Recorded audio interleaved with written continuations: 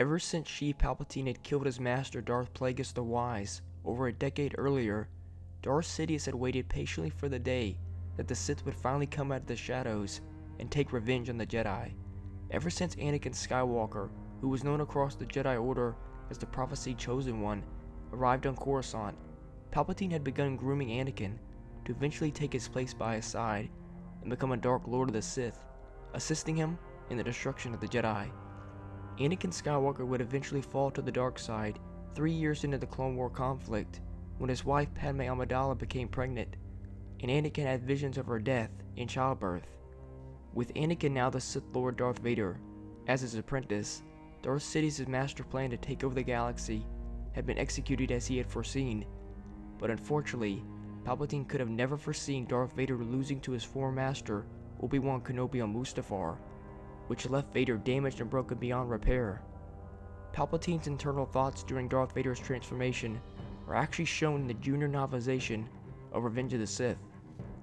As the Imperial shuttle closed its wings and settled on the topmost landing platform, the clone troopers disembarked first in order to make sure nothing would endanger their Emperor. They only found the numerous scattered bodies of what remained of the Separatist leaders. As Darth Sidious inspected the control room, one of the troopers came in through an exterior door and informed him that there was something out there. Darth Sidious quickly followed the clone troopers outside, onto the banks of a lava river, where a charred and blackened body lay on one side. No, it can't be, the Emperor thought to himself. But it was.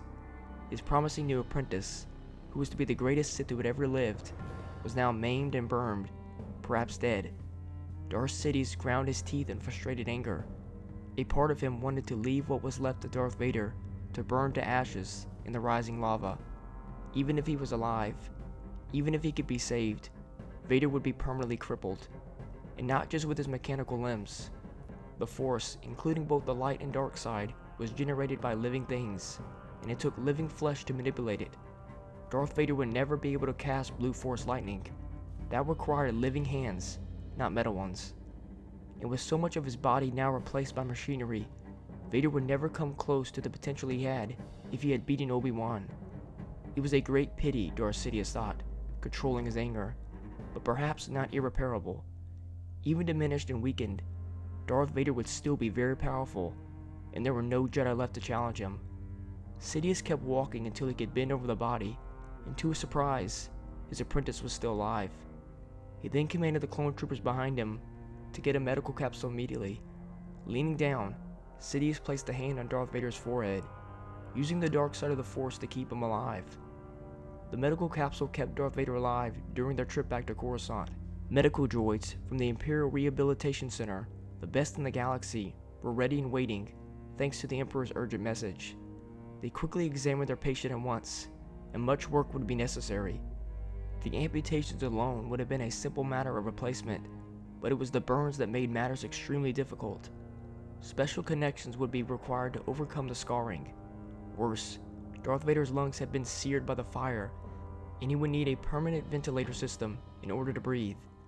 Do it, Palpatine said without hesitation. The droids bobbed their consent and went to work. Darth Sidious began to pace nervously. Even an Emperor, even the Dark Lord of the Sith, with all the resources and technology of the new Galactic Empire behind him, could do little to hurry the healing process. Much later, one of the medical droids informed the Emperor that the construction was finished, and Vader lives. The droid brought him back to the operating room. A black figure lay on the operating table. Black gloves and boots covered the new mechanical limbs, and a mirror-shiny black mask hid the scarred face of the Chosen One. The table began to tilt, moving the figure to an upright position, and then there was the sound Palpatine was waiting for, the sound of breathing.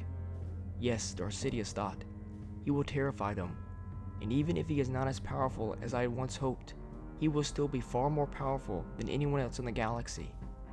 Lord Vader, Darth Sidious said to his apprentice, you may rise. A deep voice distorted by the speakers inside the mask responded, yes, Master.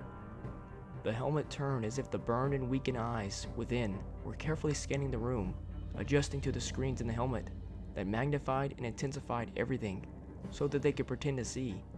Vader's first thoughts were concerning Padme, asking his master where was she, And was she alright? And now the final touch, Darth Sidious thought. The words that will bind him forever to the dark side of the Force. And they won't even be a lie. Not really, at least. I'm afraid she died, he said, putting a hint of gentle sorrow and reproach into his voice. It seems that in your anger, you killed her. Vader groaned in anger and protest, and then he screamed. Leaning forward, he easily broke the straps that had held him to the table, and screamed again. Medical items and machinery imploded and flew around the room. Spare parts, droids, anything that wasn't tied down, as Darth Vader gave expression to his unimaginable pain and despair. And while Darth Vader screamed, Darth Sidious smiled. His apprentice was now his. Now. Forever. Thank you all so much for watching. If you enjoyed the video and learned something new, feel free to like and subscribe. And remember, the Force will be with you. Always.